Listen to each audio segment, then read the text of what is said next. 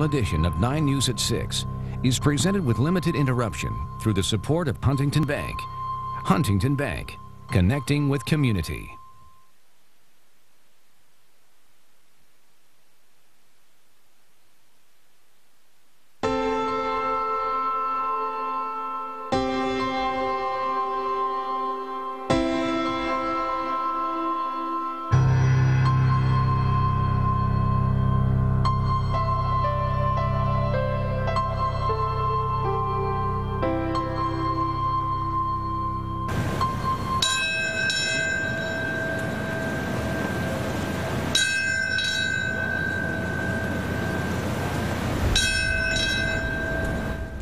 Silence, tributes, and tears. Tonight, remembering 9/11.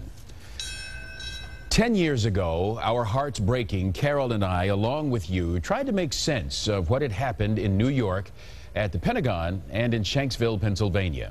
Tonight, the grief and the sadness are still there as America once again promises to never forget. We're covering several remembrances across the tri-state today. One of them an event bringing together the best of our community. 9 News anchor Julie O'Neill is live at the Museum Center. Julie?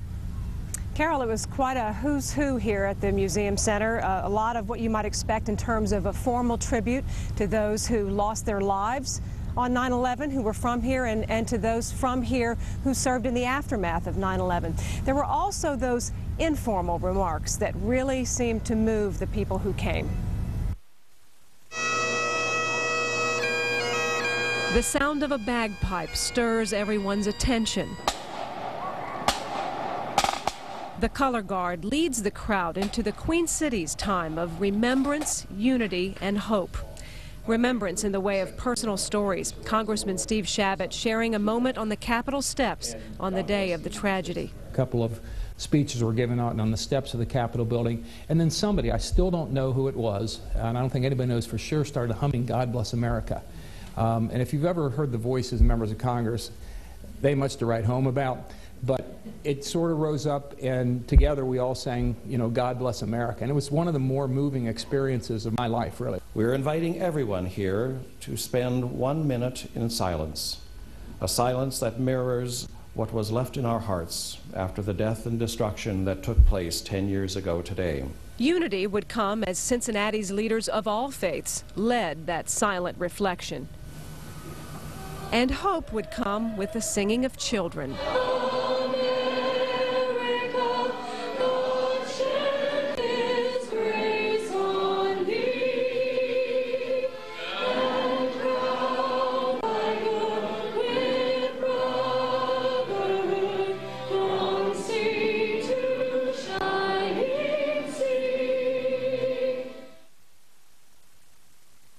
Cincinnati Fire Chief Richard Braun said that those firefighters that went into those towers didn't go in there to die, they went in there to fix things.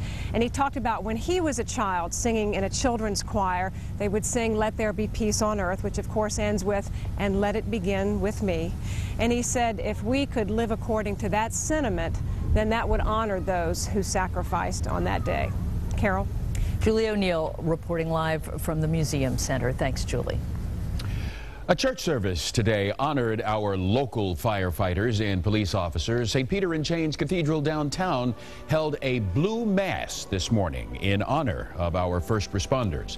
The homily contained a message of appreciation for their service and sacrifice. Hamilton County Sheriff Simon Lease and Cincinnati Police Chief James Craig attended today's mass. When I reflect, I think about the families of the victims. But I also think about our heroes here, you know, here in America that keeps our cities, our communities, neighborhoods safe, our police officers, our firefighters, and certainly given the recent spate of violence, the brazen attacks on police officers, it just reinforces that issue. Archbishop Schnurr blessed city and county equipment with holy water before today's service. Sacrifice, duty, honor. Those words come to mind when we think of the first responders on 9/11. And we heard them this afternoon in Newport, where the Northern Kentucky firefighters dedicated a new monument for firefighters who died in New York. 9 News reporter Tom McKee is live with an inspiring father-son story from the event. Tom? Well, Carol, that's right, and this is the monument with the names of the 343 New York firefighters and paramedics who died that day. This also contains a piece of steel from the World Trade Center reminding everyone of the dangers of the job. Now, we've all heard stories about how 9/11 has inspired people to change their lives, and one of those stories took front and center today, right here. Oh, say, can you see? As Austin Fornash sang the national anthem Sunday, his mind was filled with memories of the 9/11 attacks. Why they would do that to America is beyond me. I mean, why they would take innocent lives and blow up a building. They were also top of mind for his father, Highland Heights Southgate Police Sergeant Dave Fornash. Gave him more of an understanding of being a police officer or a fireman and what we do every day to put our lives on the line. Firefighter families made up most of the Newport crowd, so guest speaker, former Cincinnati Police Chief Tom Stryker Jr., wondered why a cop was invited. His daughter, a Cincinnati firefighter, told him. Come on, Dad, everybody knows that God created firefighters so cops could have heroes too. That drew a laugh, but Stryker turned serious, comparing 9/11 to Pearl Harbor and America's swift and strong response. But he urged the crowd not to forget what's really important each day. Think about those that you love, think about those that you care for, and every chance that you have, give them a hug, hold their hand, tell them you love them, tell them you mean something, tell them you are special. Austin Fornash listened intently, knowing he wants to follow his hero, his father, and become a police officer. If your family's safe and your country's safe, that's all that matters. Sometimes you got to put yourself in harm's way to save other people. The ringing of the peace bell and the new memorial were fitting as a first responder father passed the torch to a new generation. As a parent, it's kind of scary to know what he's going to get into, but on the other hand, there's a lot of pride in that. You know, I mean, giving back to your community is very important.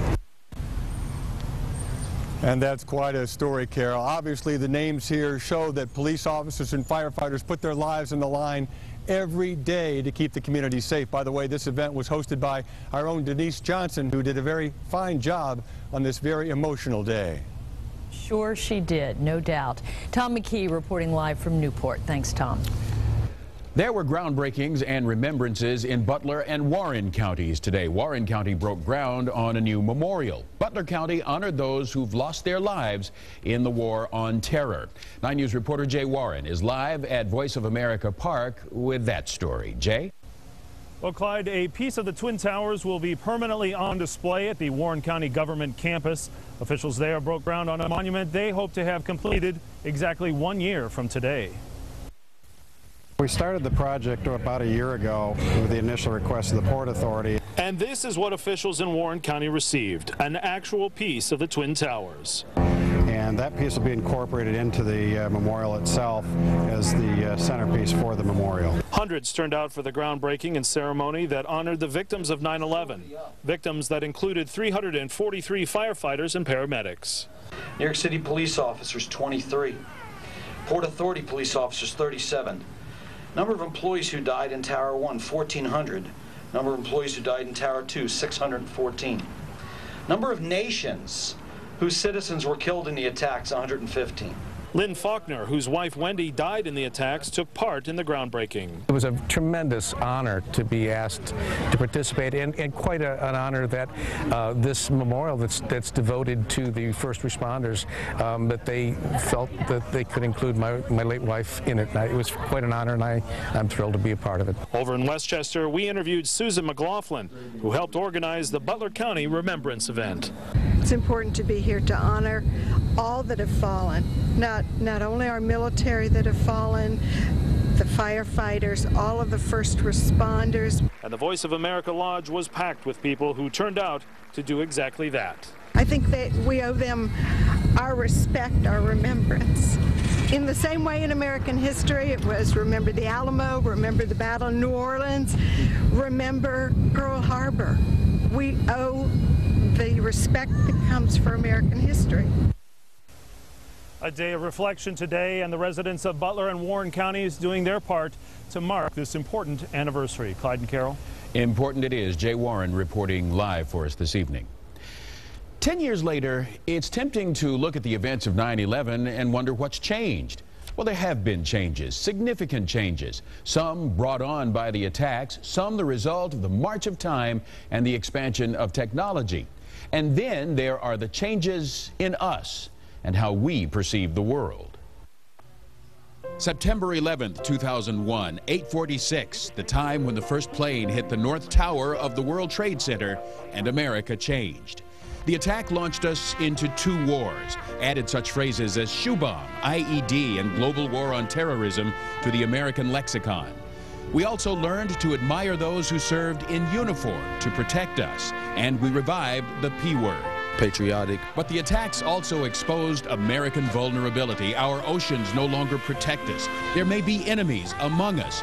So we have learned to tolerate the security screen with all it implies about how at risk we are. You can't even go to the courthouse without having to be searched. That's just one of many things that will never be the same. Partially disrobe at the airport because terrorists hijacked planes.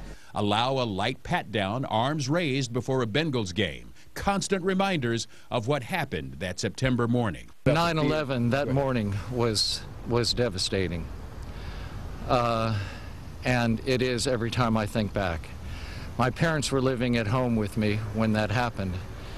And my dad, my stepdad, who was elderly, and he was running around in circles with his hands on his head when the first tower went down. Dr. Setti, the head of the psychiatric division at Christ Hospital, has seen a change locally in our sense of invincibility. Yes, through my experience working in the community of Cincinnati, particularly over the last 10 years, I see this community is very sensitive. They don't want to go to crowded places.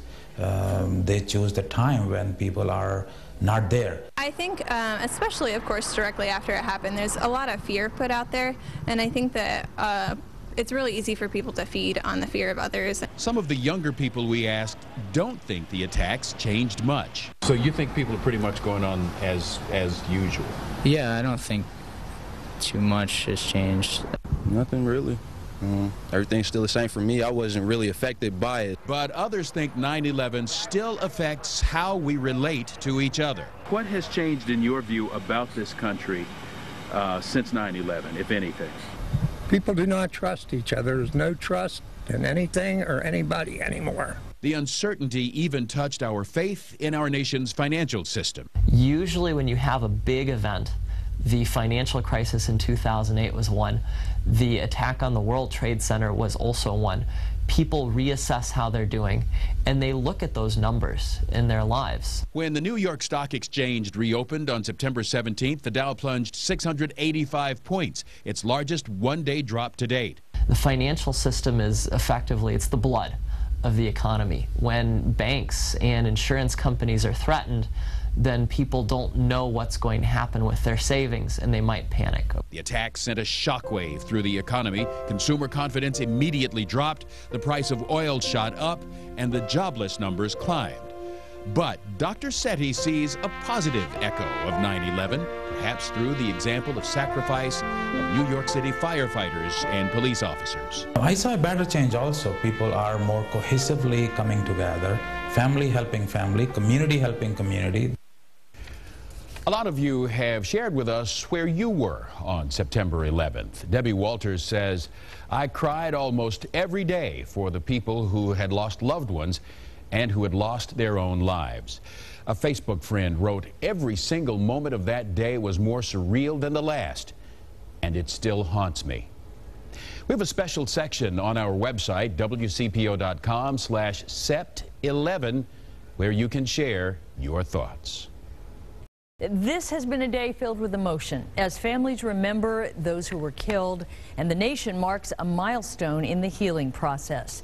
Tomorrow, the rebuilding effort continues at the World Trade Center site, and that is where 9 News anchor Brendan Keefe is live now. Brendan? Carol, to see the 9/11 families touching those names etched in bronze was very moving. Realize that nearly half of them have no gravesite to visit, so this is their loved one's final resting place.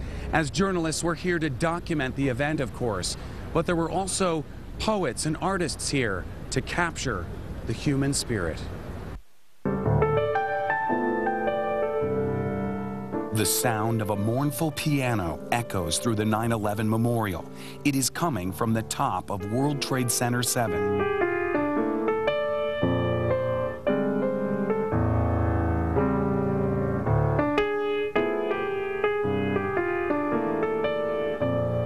Marcus Robinson is an artist. Capturing the transformation over a long period of time of this extraordinary historic place in New York, and honoring the heroic spirit of the men and women who are doing the rebuilding. His studio high atop the first rebuilt World Trade Center building. It's one of the most extraordinary spaces anywhere in the world, with a view over the whole of Manhattan. But his mind is always on the site below his feet, where he has been granted extraordinary access to document the rebirth over the last 5 years. The site itself is like this gigantic three-dimensional, ever-changing work of art. Marcus draws and paints on site, right next to the workers, but he is also creating time-lapse films of the rebuilding effort. Seeing something over a long period of time that the naked eye can never comprehend just by standing somewhere and seeing. On September 11th, Lower Manhattan didn't just lose a pair of skyscrapers.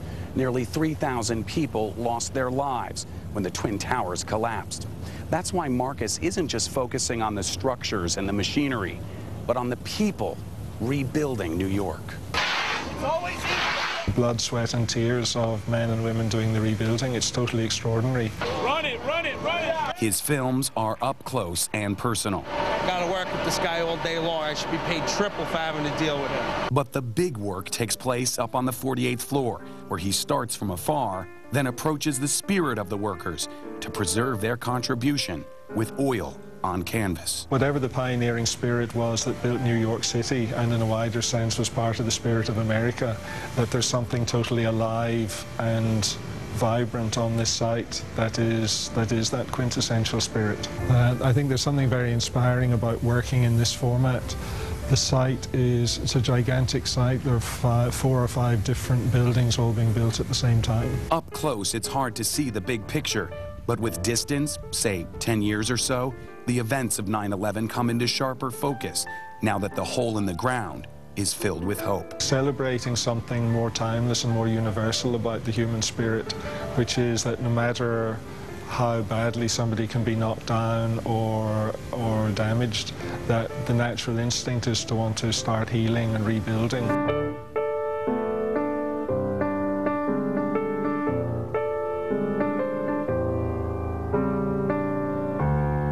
Something amazing has been accomplished, and one major part of the healing process has taken place.